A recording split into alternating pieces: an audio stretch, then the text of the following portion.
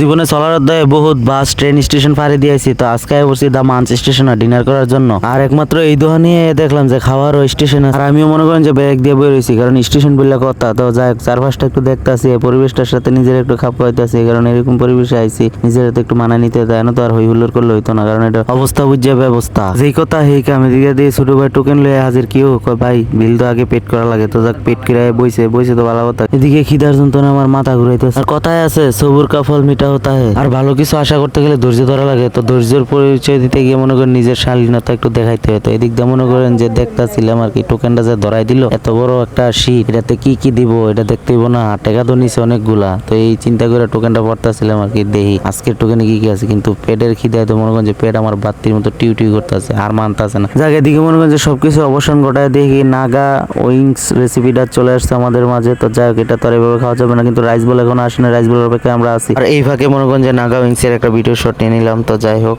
Rice বলের আশায় আছি, রাইস বল কখন আসবে। তো ওয়েটিং করতে না করতেই খাবার চলে আসছে। তো আসার পরে মনে করেন আমার ছোট ভাই খাবার শুরু করে দিয়েছে। তো আমি একটু ভিডিও শট নিচ্ছিলাম, যার জন্য আমার একটু লেট হচ্ছে। তো আমিও টেস্ট করে নিচ্ছি, কিন্তু আসলে খাবারের পরিবেশন অনুযায়ী খাবারের টেস্ট এরকম ভালো না, তো যেরকমটা চাইছি। তো যাই ব্যাড লাইক করে লাভ নেই। তো যারা ভালো লাগে অবশ্যই আসবেন। তো আজকের মতো ভিডিও এখান থেকে বিদায় নিচ্ছি, পরবর্তী ভিডিওতে আবার দেখা হবে। তো যারা পেজটাতে এখনো ফলো দেননি, ফলো দিয়ে পাশে থাকবেন, আর অবশ্যই লাইক কমেন্ট করতে ভুলবেন না। This videos guys, thanks for watching.